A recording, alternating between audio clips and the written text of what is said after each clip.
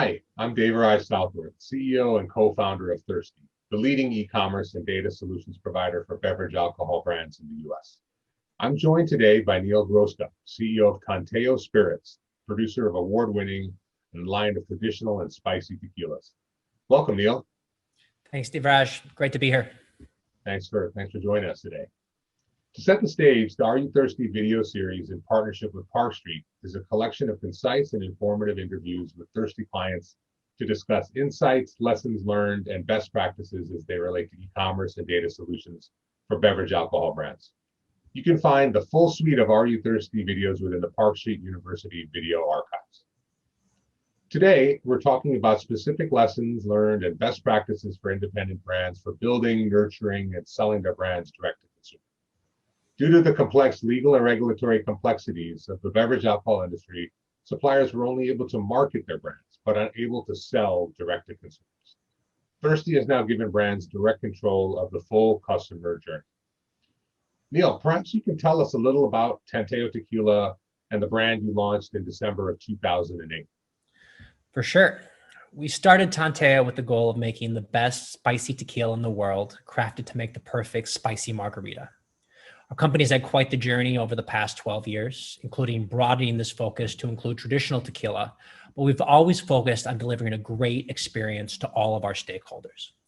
My late mentor and Tanteo co-founder, Jonathan Rojeski, started the company with this obsession, and is my goal every day to continue his legacy by this drive towards perfection. We believe we can deliver on this promise by being hands-on in every step of the process. We are members of the Cooperative of Wanakatlan, the only farmer-owned tequila company where our agaves are grown, and all of the members of the cooperative provide that agave for the tequila.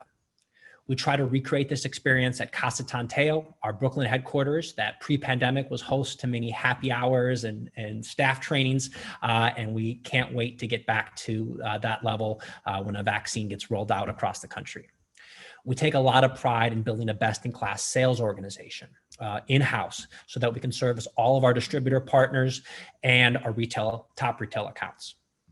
We also have an in-house marketing team that was traditionally focused on creating great point of sale and digital assets to drive consumer awareness of the Tanteo brand. We've had a long-standing objective to better directly communicate with our consumers. So when we heard that Thirstie was opening its platform to small and medium-sized businesses, we jumped on it.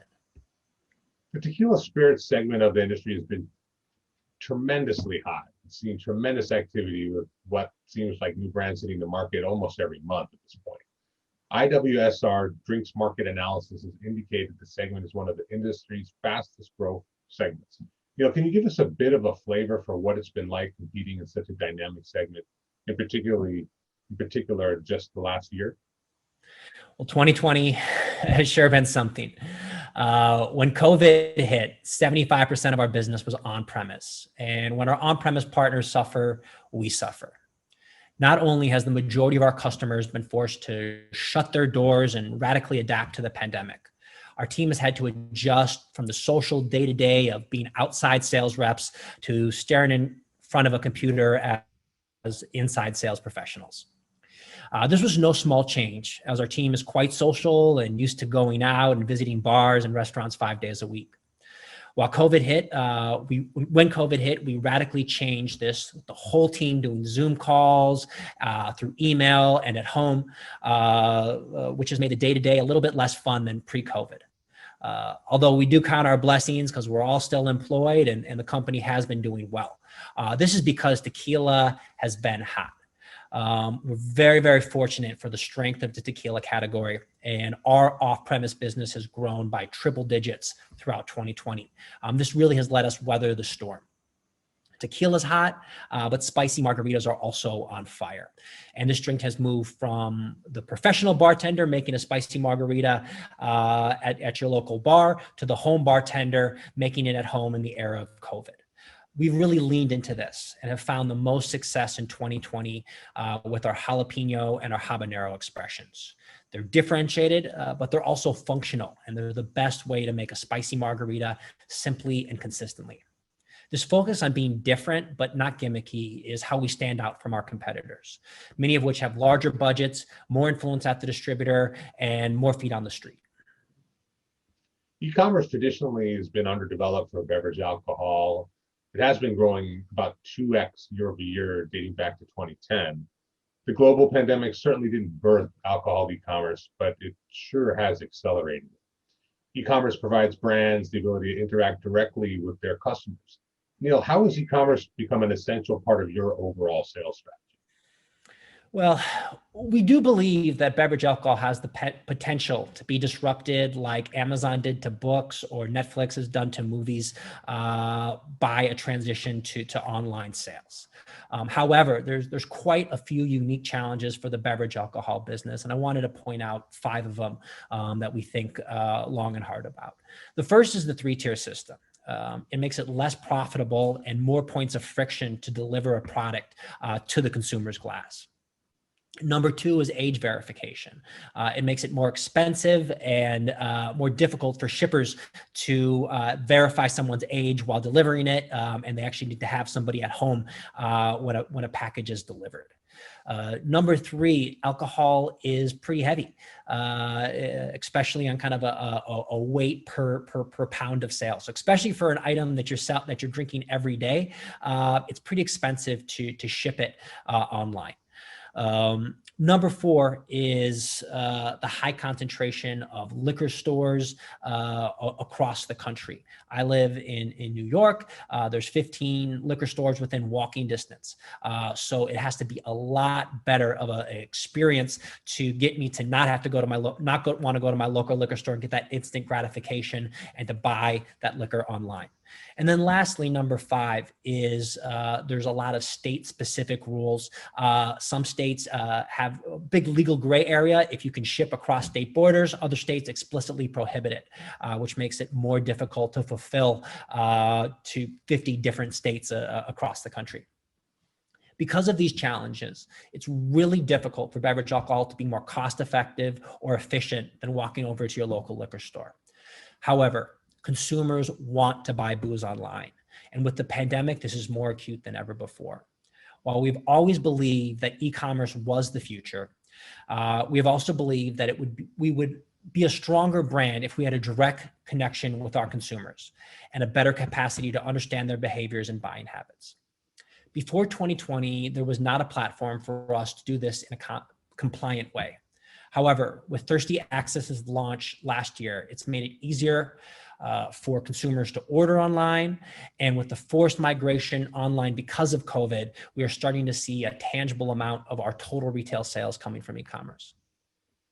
We've talked a bit about data solutions in past episodes, and something that I think we all agree is the holy grail for marketing. Part of our vision and belief is that e-commerce solutions like Thirstie can provide brands with real-time insights from a comprehensive suite of data solutions. With this control of the complete consumer journey from discovery to engagement to purchase, brands get a 360 view of their customer profiles, transactional behavioral data, all to understand how to increase conversions and loyalty, plus in-depth data on merchant inventories. Neil, how has data solutions helped your company better understand your e-customer, optimize your marketing, and drive sales? Great question. When I'm not drinking or selling tequila, I love running. I'm a pretty avid runner, and on my morning runs, I'm always listening to business books, many of which are about digital advertising. And they talk about all these exciting things like A/B testing and really understanding the consumer purchasing behaviors in a way that was always irrelevant to our business. I didn't have any control. We were selling our tequila to a distributor that was selling to a retailer, and had no visibility of how that consumer was actually buying from the retailer. But this has really changed with Thirstie, and we're able to gain new insights into who is buying what, when, and how often. We always had a pretty good idea of who our target market was, and we were able to validate that through our social media presence and seeing who liked our posts. So we had a pretty good idea, and we used that to tailor a lot of our marketing objectives focused on reaching that target demo. But with Thirstie, we've been able to validate that with real data, and furthermore, look really to the point of purchase, not just seeing who likes our posts, but who's actually buying bottles. Furthermore, we're able to dig deeper into the time of day that they're purchasing, how many bottles they're purchasing, et cetera, which is a level of detail that we never had on individual consumers. So that's been a huge asset. But beyond the data, it's really important to build a direct relationship with your consumer. As a brand owner, there's a tremendous amount of value that you are creating by having a tribe that cares about what you're doing, tells their friends about it, and ultimately supports the brand by purchasing it. For us to control the buying process through our website and our online shop, it's a great asset for brand building. Data is also helping us learn how best to design the optimal UX experience, and how to best market e-commerce digital stores, and which content strategies drive superior engagement and conversions. At the end of the day, customers rule, and we need to provide a seamless e-commerce experience that exceeds their expectations and motivates them to make a purchase. Neil, what has Tanteo learned through your experience with online sales that you might deem a best practice for your brand? I think the first thing to understand is that e-commerce has to be part of a larger sales strategy. This is not a new channel per se. It's a fast-growing subsegment of your off-premise sales. And I can't stress that enough. All of your online sales will go through your distributors and your retailers, so you cannot forget them. This is especially acute when you're launching a new product. First, you have to make sure your distributor has the product well in advance of launching online. Just because the product is at your distributor's warehouse, it does not mean that the account sales rep knows about them. And this can cause confusion for the retailer, and you have delays in the retailer actually fulfilling the order.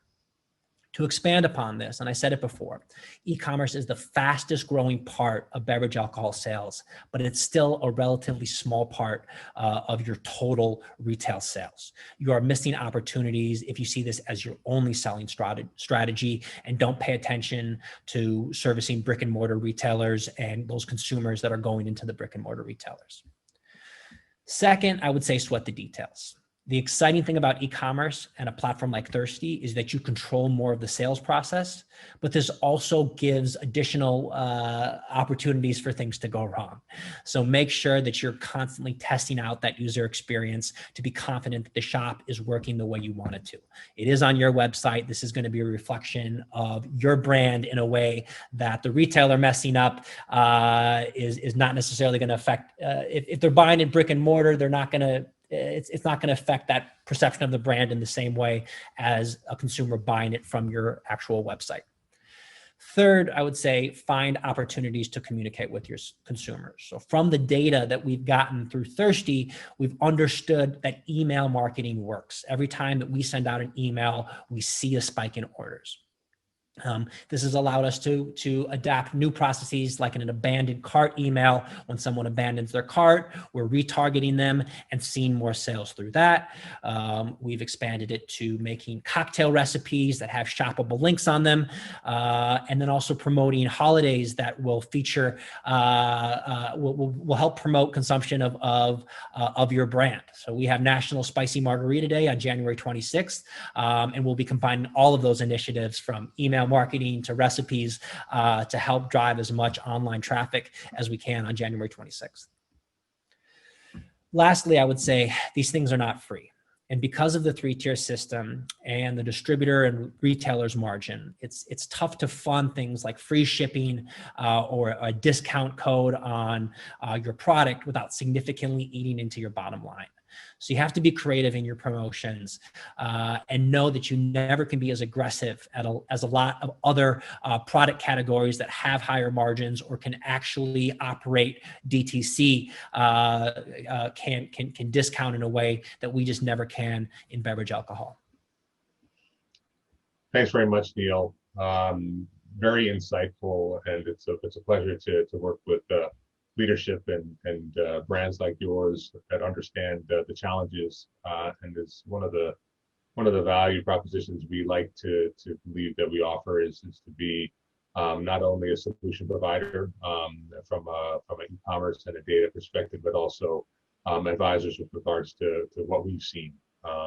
Clearly, we don't divulge data on other brands, but the fact at this point that we're working with about 150 brands, we do see trends, and can provide that kind of trend level data also to our brand partners to make the experience, to your point, right, engage with the customer in a unique way, something that can be taken advantage of. Things that have been very much par for the course with traditional CPG, but in our industry have been very challenging. So can't thank you enough, Neil, for joining me and providing your insights and experience selling Tanteo Tequila online and how to best sell alcohol directly to your consumer base. And if you haven't tried Tanteo yet, I strongly recommend you check them out. And of course, you can order online by a local retailer by visiting shop.tanteotequila.com. We do have a couple of minutes. Do you have any final comments or thoughts here, Neil? I do.